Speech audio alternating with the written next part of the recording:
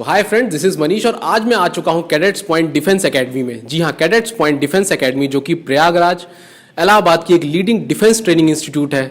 और आने का रीज़न साफ साफ ये रहा है कि क्योंकि सिलेक्शन काफ़ी अच्छे इस बार रहे हैं। यहाँ से एक नया बैच रहा जिसमें सिलेक्शंस अच्छे खासे नंबर ऑफ स्टूडेंट्स के हुए, ना केवल एयरफोर्स एक्स ग्रुप में बल्कि वाई ग्रुप में भी और नेवी SSR AA में भी।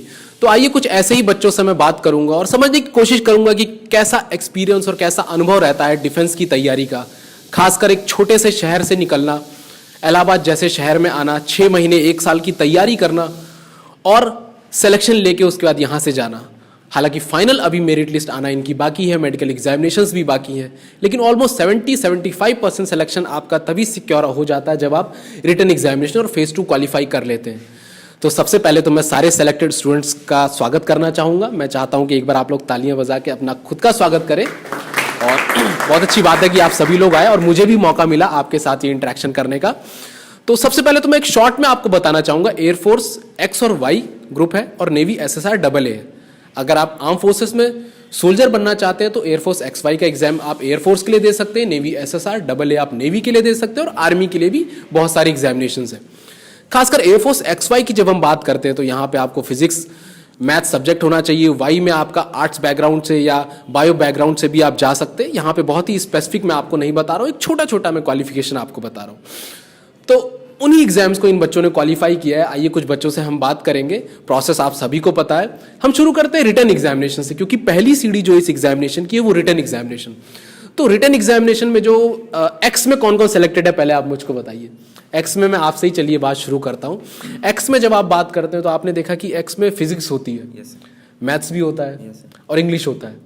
फिजिक्स की बात करते हैं कि फिजिक्स कहीं ना कहीं एक थोड़ा सा टफ सेक्शन रहता है बच्चों में। एक जब 12th पास करते हैं तो अगर IIT की भी तैयारी करें तो फिजिक्स एक टफ सेक्शन, एक चैलेंजिंग सेक्शन है और डिफेंस में भी आज इसका बहुत ही इंपॉर्टेंट रोल है। तो फिजिक्स के लिए आपका क्या अप्रोच रहा, कैसे आपने तैयारी की? सर फिजिक्स तो IIT कोचिंग करते थे तो मोस्ट ऑफ द प्रिपरेशन वहीं से हो गई थी। और बाकी तो ज़्यादातर मैंने प्रैक्टिस से सॉल्व किया था, तो उससे पेपर का पूरा पैटर्न पता चल जाता है और टाइम मैनेजमेंट प्रैक्टिस सेट से पता चल जाता है। प्रैक्टिस सेट सॉल्व करना बहुत ही ज़रूरी है। इन्होंने बताया तैयारी इन्होंने की, यहाँ से भी की और अदर कुछ बुक्स भी पढ़ी। ठीक है, तो फिजिक्स वहाँ से आप कर सकते हैं। नंबर ऑफ क्वेश्चंस कितने आपने उसमें अटेम्प्ट किए? सर 18 क्वेश्चंस आपने अटेम्प्ट किए। उसमें से सही कितने थे? लगभग 17 इनके सही थे ऑलमोस्ट। एक आध क्वेश्चन तो वो ह्यूमन एरर है, वो गलती होती ही होती है। मैथ्स की हम बात करते हैं। मैथ्स के बारे में आप मुझे बताएं कि मैथ्स के लिए क्या अप्रोच रहा? सर मैथ्स के लिए सबसे पहले सर सारे चैप्टर से गो थ्रू होना पड़ेगा। जैसे कुछ लोग बोलते हैं कि सिलेक्टेड चैप्टर को सिलेक्ट करके पढ़े, लेकिन सर मेरा ये मानना नहीं है। अगर हम लोग सारे चैप्टर से गो थ्रू होते हैं तो कहीं ना कहीं बहुत सारे ऐसे उसमें क्वेश्चन आते हैं जो अगर सिर्फ चैप्टर से हम गो थ्रू हुए हैं, सारे कॉन्सेप्ट को जानते हैं तो हम कर लेंगे एग्जाम में क्वेश्चन। तो क्योंकि बहुत कट ऑफ बहुत लो जाता है, 10 करना होता है 25 में, तो अगर हम सारे चैप्टर से एटलीस्ट गो थ्रू हुए हैं तो हम 10 क्वेश्चन तो आराम से कर लेंगे। और सर बाकी प्रैक्टिस वगैरह तो बहुत ज़रूरी है। सो लेस देन 50% आपको करना। अगर इंडिविजुअल कट ऑफ की बात करें, 10 क्वेश्चन आपने किए थे या 10 क्वेश्चन सही हुए थे आप? सर एक्चुअली मेरा सर एक्स ग्रुप में नहीं हुआ है सर, लेकिन एक्स ग्रुप में मेरा मैथ से कट ऑफ क्रॉस था। और वाई ग्रुप में तो मेरा अर्थमेटिक वगैरह था, तो मैंने वाई ग्रुप में बहुत मैथ्स अच्छा किया था। और नेवी SSR में भी मेरा हुआ है, तो उसका मैथ्स में मेरा बहुत अच्छा स्कोर था, इसी वजह से SSR में भी हुआ है सर। एक बहुत अच्छी बात इन्होंने बताई कि सिलेबस से और क्वेश्चन से गो थ्रू होना बहुत ही ज़रूरी है। सिलेबस, जब तक आपको सिलेबस के बारे में नहीं पता है, आप, मुझे लग रहा है कि अंधेरे में तीर मारते हैं अगर आप सिलेबस को पहले नहीं देखते हैं। तो पहले सिलेबस को देखिए। एक अच्छी बात इन्होंने बताई। यहाँ चलते हैं, हम बात करते हैं आपका कौन से ग्रुप में हुआ है? Y group. कहाँ से बिलोंग करते हैं आप? तो वाई ग्रुप में तो एक रागा सेक्शन होता है, उसका क्या लेवल है इस समय और क्या अप्रोच होना चाहिए? सर करंट अफेयर्स बहुत ज़रूरी हो गया है रागा के लिए। अगर करंट अफेयर्स आपका तैयार है तो मोस्ट ऑफ द क्वेश्चन उससे ही आते हैं। बस करंट अफेयर्स तैयार कर लें और रीजनिंग फोकस कर लें, बस आराम से हो जाएगा। कुछ करंट अफेयर के बहुत ही बेसिक क्वेश्चन जो आपको 1-2 याद हो, बताना चाहें बच्चों को? यस सर, या आप याद कर लीजिए, मैं फिर से आपके पास आऊंगा। आप बताइए। मिजोरम के CM का नाम पूछे थे सर। मिजोरम के CM का नाम पूछा गया था सर। कैपिटल जैसे अदर कंट्रीज के कैपिटल्स है वो भी तैयार करना होता है, और स्टेट के गवर्नर हो गए और कंट्रीज जिनको आपको याद है। सर ऑस्ट्रेलिया का पूछा था, और पिछली बार तो उन्होंने पूछा था कि वहाँ के प्राइम मिनिस्टर पूछ लिए थे। बैंकॉक नहीं, वहाँ चलिए कहीं के भी हो, तो कुल मिला के इन्होंने एक बहुत अच्छी बात बताई कि कुछ जो कंट्रीज हैं हमारे, इवन हमारे स्टेट्स में ही चीफ मिनिस्टर्स हो गए, गवर्नर्स हो गए, कैपिटल्स हो गई, उनके बारे में पता होना चाहिए। 2 क्वेश्चन इन्होंने यहाँ पे बताया। पहला इन्होंने अभी एक क्वेश्चन जो बताया कि मिजोरम का कैपिटल या मिजोरम के चीफ मिनिस्टर, मिजोरम के सीएम का नाम पूछा गया था क्वेश्चन में। मैं चाहूंगा कि आप लोग कमेंट करें, कमेंट सेक्शन में देखते हैं कितने बच्चे तैयार हैं, आप कितना तैयार है इस एग्जाम के लिए। तैयारी बहुत ही जरूरी है। रीजनिंग नॉन वर्बल रीजनिंग ज़्यादा प्रेशर ज़्यादा ध्यान देना होगा, और क्योंकि लैपटॉप में और अदर पेपर से प्रैक्टिस करना अलग बात होती है, लैपटॉप पे देख के करना दूसरा हो जाता है। इसलिए अब आप लोगों से अनुरोध है कि मोबाइल से ज़्यादा प्रैक्टिस करें। बहुत अच्छी बात है, मोबाइल का बहुत अच्छा यूज कर रहे हैं ये। मोबाइल बेसिकली बच्चे आजकल व्हाट्सएप चला रहे हैं, फेसबुक चला रहे हैं, इंस्टाग्राम पे फोटोज डाल रहे हैं, स्टोरीज डाल रहे हैं, लेकिन मोबाइल का बहुत ही अच्छा यूज अब हो गया है, जब क्योंकि ऑनलाइन एग्जामिनेशन हो गया है। तो आजकल तो ऑनलाइन मैंने देखा है कि काफी सारी टेस्ट सीरीज भी ऑनलाइन मिल जाती है, उसके थ्रू भी आप तैयारी कर सकते हैं, है ना। तो उसका बहुत अच्छा यूज कर रहे हैं। इंग्लिश के लिए कौन मुझे बताएगा? इंग्लिश आप बताइए मुझे, काफी अच्छी खासी हाइट है आपकी, हाइट का तो स्टैंडर्ड मुझे लग रहा है आपने पार कर दिया होगा वहाँ पे। तो आप मुझे बताएं, मेरा माइक भी थोड़ा नहीं पहुंच रहा है सर। कोचिंग की बुक्स थी सर इंग्लिश की सर, उसी से तैयारी किए थे सर। 20 क्वेश्चन आते हैं सर, 16 क्वेश्चन सही किए थे। 16 क्वेश्चन आपने अटेम्प्ट किए थे या 16 सही 16 अटेम्प्ट किए थे और 15 शायद नहीं कुछ ऐसे के नंबर थे, मतलब 15 से प्लस थे। मतलब कुल मिला के 1-2 क्वेश्चन ही गलत हो रहे हैं। अब समझ लीजिए आपकी, अगर ये एक नॉर्मल बैकग्राउंड से बच्चे आ रहे हैं और यहाँ पे आके 6 महीने की तैयारी कर रहे हैं, और उसके बाद अगर वो 16 क्वेश्चन या 17 क्वेश्चन कर रहे हैं और 1 क्वेश्चन मात्र गलत हो रहा है, तो आप एक्यूरेसी लेवल देखिए बच्चों का। एक आध क्वेश्चन तो मैं ह्यूमन एरर मानता हूँ, वो तो किसी का भी गलत हो जाता है, ठीक है, लेकिन एक्यूरेसी लेवल कितनी अच्छी है यहाँ पे। तो ये चीज चाहिए, एक्यूरेसी चाहिए इस एग्जामिनेशन में। आगे फेज 1 तो मुझे लग रहा है कि सभी ने अच्छे से क्लियर कर लिया। रिटन की तैयारी हो गई, फिजिक्स हो गया, मैथ्स हो गया, इंग्लिश हो गया, रीजनिंग, जनरल अवेयरनेस हो गया। अरिथमेटिक के लिए कोई मुझे थोड़ा सा बताएगा कि कोई वाई ग्रुप वाला कौन है इसमें? आप बताइए, आपसे बात नहीं की, अरिथमेटिक के लिए बताइए कैसे। सर एकदम नॉर्मल क्वेश्चन आते हैं सर, ज़्यादा से ज़्यादा सर 30 सेकंड लगता है सर। जैसा कि यहाँ सर क्लास में भी प्रैक्टिस होता है सर, बहुत अच्छा होता है, और सर को कोई कठिन नहीं रहता सर, एकदम नॉर्मल क्वेश्चन आते हैं सर, जो आसानी से बन जाते हैं। अच्छा, रिटर्न के लिए मैं आपसे पूछना चाहूंगा कि क्या ऐसी चीज़ है जो आपको रिटर्न में सेलेक्ट करवा सकती है? क्या ऐसा होना चाहिए आपके अंदर? रेगुलरिटी आप बताइए। सर, रेगुलरिटी बहुत जरूरी है। तो अगर आप डेली एटलीस्ट कम से कम 1 आवर या 2 आवर देंगे तो फिर आप श्योर है कि होना ही होना है। लेकिन हाँ, ये नहीं कि अब किताब खोले हैं बैठे हैं तो, लेकिन हाँ आप अगर पढ़ रहे हैं तो केवल उसी पे फोकस होना चाहिए। सीरियस लीजिएगा इस बात को, इन्होंने अच्छी बात बताई कि एक regular approach, regular time schedule अच्छा होना चाहिए। कुल मिला के भी थोड़ी देर पहले हम बात कर रहे थे स्टडी प्लान, हाँ, तो वो जो पूरा प्लान होगा आपका वो अच्छा होना चाहिए, रेगुलरिटी होनी चाहिए। अच्छा, रूटीन कितना घंटा पढ़ाई करते थे आप बताइए, कितने घंटे लगभग पढ़ाई हो जाती थी? मैक्सिमम 6 घंटे, दो घंटे पॉज करके 2 घंटे पढ़ते थे, फिर रेस्ट करते थे, घूमते थे, खेलते थे, फिर 2 घंटे, 6 घंटे पढ़ते थे। मतलब सारी चीज़ें करना तो ज़रूरी है लाइफ में। ये नहीं कि सिर्फ आप किताबों में चले गए, अंदर किताब भी पढ़े जा रहे हैं और व्यवहारिक ज्ञान आपके पास नहीं है। एक हर चीज़ का जो है कॉम्बिनेशन होता है प्रिपरेशन अगर हम करते हैं, बिकॉज डिफेंस या आजकल आप किसी भी जॉब की बात करें, डिफेंस की बात करें, आप सिविल सर्विसेज में जाते हैं, तो जब तक आपके पास एप्टीट्यूड या अप्रोच लाइफ के लिए भी आपके पास एक्सपीरियंस नहीं है, तो मुझे लग रहा है उसका कोई मतलब नहीं है। शट डाउन करके व्हाट्सएप को या फेसबुक को तैयारी करना, वो भी मैं अपोज नहीं करता उस चीज़ का, लेकिन कहीं ना कहीं एक पर्सनैलिटी में जो डेवलपमेंट होता है वो लाइफ की हर चीज़ उसमें ऐड हो जाती है, ठीक है। तो हाँ, खेलना भी बहुत ज़रूरी है। सो लाइक आवर्स की हम बात कर रहे थे, 6 घंटे किसी ने बोला था, किसी ने बोला कि 2 घंटे भी रेगुलर की अगर पढ़ाई करते हैं तो भी सिलेक्शन हो ही जाता है, ठीक है। तो फेज़ 2 तो अच्छी खासी हमने बात की, फेज़ 2 में कैसे सिलेक्शन होना चाहिए। चलिए फेज़ 2 की थोड़ा सा हम बात करते हैं एयरफोर्स में, जहाँ पे आपका फिजिकल फिटनेस टेस्ट है। फिजिकल फिटनेस टेस्ट के बाद एडेप्टेबिलिटी टेस्ट 1 हो गया, एडेप्टेबिलिटी टेस्ट 2 हो गया। हालांकि ब्रीफ में आपको फ्यूचर में इस पर वीडियोज़ मिलते रहेंगे। Faculties cadets point defence academy की हैं, वो आपको एयरफोर्स के जो भी आगे के फेज़ 2 में प्रोसेस होता है, कर्नल सौमित दत्त सर है और उनकी टीम है, वो आपको बताएंगे, पूरा आपको बताएंगे कि ग्रुप डिस्कशन है तो उसमें क्या है, SRT है तो उसमें क्या है, वो सारी चीज़ें बताई जाएगी। यहाँ पे हम सिर्फ एक डिस्कशन कर रहे हैं कि बच्चों ने कैसे तैयारी की, बिकॉज ये जानना बहुत ही ज़रूरी है। तो फेज़ 2 के लिए फिजिकल फिटनेस टेस्ट की जब हम बात करते हैं तो उसमें रनिंग के लिए क्या, आप ही से पूछता हूँ क्योंकि आप ही सबसे ज़्यादा मुझे फिजिकल फिट दिख रहे हैं, फिजिकली फिट, तो कैसे रहा रनिंग की तैयारी कैसी रही, क्या अप्रोच? सर रनिंग सर मतलब आसान थी बहुत, बस डेली प्रैक्टिस करते रहिए सुबह सुबह। 1.6 किलोमीटर है। यस, 1.6 कितने टाइम में आपने कंप्लीट किया? सर टाइम तो नहीं पता चलता सर, लेकिन लगभग फिर भी टॉप 3 में थे सर। अच्छा, कितने बच्चे थे साथ में? सर 150 में अगर टॉप 3 में आ रहे हो तो एक अच्छा खासा मुझे लग रहा है कि प्रैक्टिस आपने की है, ठीक है। तो जब आप प्रैक्टिस करते हैं तो आपको एक अनुमान हो जाता है कि हम कितने टाइम में 5 मिनट में कंप्लीट कर रहे हैं, 6 मिनट में कंप्लीट कर रहे हैं, 6:30 में कंप्लीट कर रहे हैं, मैक्सिमम 7 मिनट का टाइम है, 6:30 हो गया, वो नेवी में अभी 7 है तो 6:30 हो गया। 6:30 में आप जब तैयारी करते हो तो एक पता लग जाता है आपको। इसके बाद आपका पीएफटी में स्क्वाट्स हो गया, पुशअप्स हो गया, उसमें मुझे लग रहा है बहुत ज़्यादा हार्डवर्क की नहीं जरूरत सर, नहीं सर। और वो वहाँ पे चांस भी दे रहे थे हमारे यहाँ, जैसे एक बार नहीं कर पाते थे दोबारा से करवाते थे, तो बहुत बच्चे वैसे तो जैसे आप जब पहुंचे 150 या 200 बच्चे रिपोर्ट कर रहे हैं, उसमें से कितने बच्चों ने रनिंग क्वालिफाई किया आपके यहाँ? हमारे बैच में 250 रिपोर्ट किए थे, वहाँ पे रनिंग में 85 आउट हुए थे, रनिंग में आउट हो गए थे, और पुशअप में 15 के आसपास, और स्क्वाट्स में भी 3 आउट हुए हैं। मतलब मेन जो है इसमें रनिंग है, रनिंग में ज़्यादा मेजॉरिटी आउट हो रही है, उसके बाद जो है 2, 3 या 4, 5, ये तो पहले भी हमने सुना है, ज़्यादा आउट नहीं होते हैं। कुल मिला के क्वालिफाइंग है। अच्छी बात ये है कि you are not competing with anyone, it is only qualifying, है ना, क्वालिफाइंग है, ये बहुत अच्छी बात है। तो फिजिकल मुझे लग रहा है कि बहुत ज़्यादा टफ चीज़ नहीं है आप लोगों के लिए, फिजिकल आप कर सकते हैं। और हम बेसिकली बात यहाँ पे करेंगे फेज़ 2 में जो सेकंड पार्ट है, adaptability test 1 and adaptability test 2। तो वहाँ पे जो ग्रुप डिस्कशन होते हैं और एसआरटी का टेस्ट होता है, वो कैसे होता है, उसमें क्या अप्रोच रहता है बच्चों का।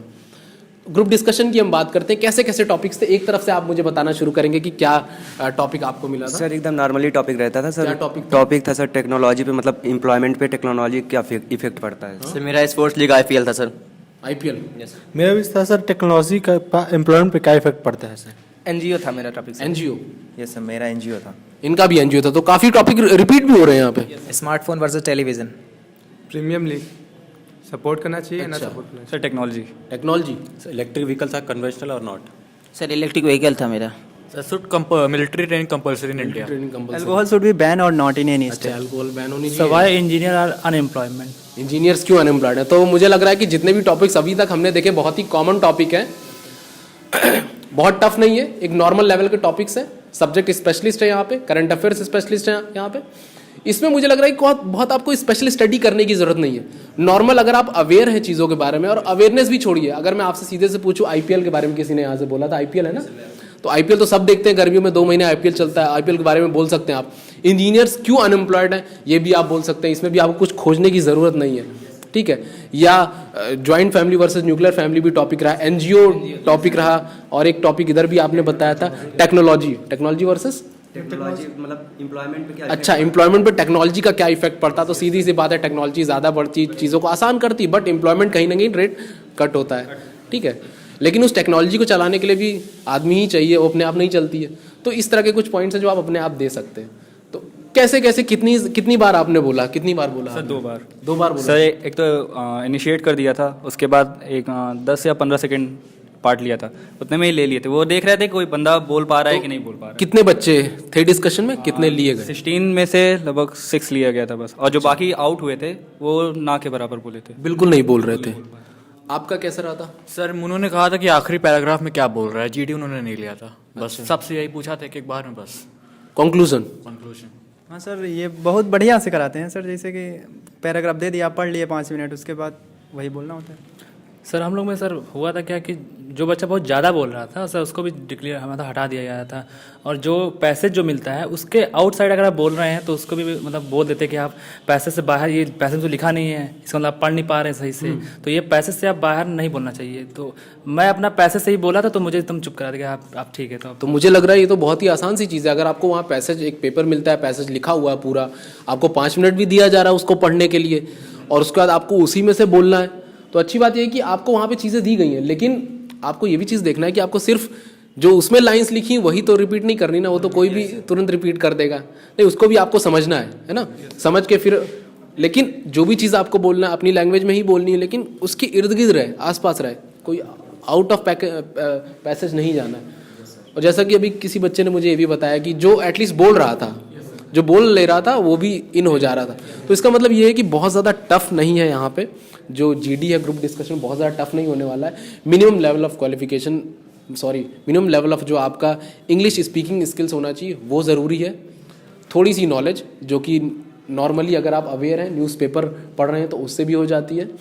और जब हम तैयारी यहाँ पे करते हैं कैडेट्स पॉइंट में, क्योंकि यहाँ पे जब आप तैयारी करेंगे तो आपको टॉपिक्स ये सारे कॉमन टॉपिक्स हैं, इस पे अच्छी खासी कमांड मुझे लग रहा है दी गई होगी। यहाँ पे इस तरह के टॉपिक्स रिपीट भी बहुत हो रहे हैं, एक बच्चा आज जा रहा है, एक बच्चा 2 दिन बाद जा रहा है, फिर 4 दिन बाद जा रहा है, तो अगर आप कांटेक्ट में एक दूसरे से हैं तो टॉपिक भी काफ़ी रिपीट हो रहे हैं और वो भी आप तैयार कर सकते हैं। कुछ फिक्स टॉपिक है सिर्फ, अगर आप 20-25 टॉपिक्स तैयार करते हैं, उन 20-25 टॉपिक्स में से ही आप वहाँ पे बोल सकते हैं, वो आ जाएगा, तो ये बहुत ही अच्छी बात है। सिटिंग पोस्चर एक बहुत ही कॉमन सी चीज़ है, वो आपको कोई भी बता देगा कैसे बैठना है डिस्कशन में, तो आप आराम से बैठ जाएंगे। ज़्यादा हैंड मूवमेंट ज़्यादा नहीं होना चाहिए। You are not going to become a politician. आप क्या करने जा रहे हैं? You are going to become an airman और a soldier in Indian arm forces, that is army, air force, navy, that's it. Okay, आपको पॉलिटिशियन नहीं बनना है। तो आपको ये याद रखना है कि जेस्चर एक आर्मी ऑफिसर का या एक आर्मी मैन का जेस्चर कैसा होता है, एक पॉलिटिशियन का कैसा होता है, वो तो बेसिक सी चीज़ें, वो सब चीज़ें बता दी जाती हैं क्लास में। एक बहुत ही इंपॉर्टेंट फैक्टर सबसे लास्ट में बात करूँगा, एंड करेंगे हम वीडियो को उसके बाद, जो है हमारा वो SRT, सिचुएशन रिएक्शन टेस्ट। वो कहीं ना कहीं बच्चों के दिमाग में एक र्यूमर रहता है कि SRT कैसा होने वाला है। नंबर ऑफ क्वेश्चंस 45 हैं, बाइलिंगुअल रहता है, अच्छी बात ये, इंग्लिश में भी है, हिंदी में भी है। हिंदी में भी आप पढ़ के आंसर कर सकते हैं, इंग्लिश में भी कर सकते हैं, कोई मैटर नहीं करता। नेगेटिव मार्किंग भी नहीं है। बेसिकली वो एक तरह का एप्टीट्यूड टेस्ट है, आपको दिमाग को चेक कर रहा है कि आप कितना पॉजिटिव सोचते हैं, और नेगेटिव अगर सोचते हैं तो वो चीज़ तो होनी ही नहीं चाहिए, मुझे ऐसा लगता है। तो कैसी SRT थी, कोई बताएगा मुझे? आप मुझे बताइए SRT कैसी थी, सर, एकदम एग्जाम्पल बताइए एक आध SRT का। सर जैसे आया था इंग्लिश में, आया था सिनोनिम से आया था, SRT भी एकदम सिंपल था। जैसे सर हम डेली रूटीन में क्या करते हैं वो सब आया था। ओल्ड सर एकदम सिंपल बता रहे थे कि आपको ज़्यादा आपको सोचना है, बस आपको जो पहले आए आंसर वो दीजिए, और सर इंस्ट्रक्शन दे रहे थे, पूरा आपको नॉर्मल देना है बस। कुछ SRT सर रिपीट भी कर जाते हैं जो हम लोग के यहाँ मिला था। जैसे एक ट्रेन वाला था कि एक आदमी ट्रेन से लटक गया है, मतलब गिरने वाला है, तो आप क्या करेंगे, ये वाला भी आया था। तो उसमें क्या आपका रिस्पॉन्स था? यही कि चेन पुलिंग करेंगे और 2-3 ऑप्शन और जो कुछ ज़्यादा ही बेकार होते हैं वो अवॉइड करना रहता है। मतलब कुल एक लड़की तालाब में डूब रही, तो आप क्या करेंगे उसे? मैंने उसे बचाएंगे, ऑब्वियसली बात थी कि बचाएंगे, वो तो ठीक है, वहाँ 4 ऑप्शन होंगे ना, तो 4 ऑप्शन था। पहला था तो रस्सी फेंक के बचाएंगे, दूसरा कूद के तैर के बचाएंगे उसे, तीसरा किसी को कॉल करेंगे, इमरजेंसी बुलाएंगे, चौथा भी से याद नहीं आ रहा है सर। मैंने सर तैरना आता था, मुझे डूब के बचाने वाला ऑप्शन सही किया। ठीक है, सही किया। ये डिपेंड करता है आपको क्या, अगर आपको नई स्विमिंग आता है कोई बात नहीं, आप रस्सी फेंक के बचा सकते हैं। अल्टीमेटली एम ये है कि बचना चाहिए, टारगेट कंप्लीट होना चाहिए। तो SRT बहुत ही कॉमन लेवल की हो रही है वहाँ पे।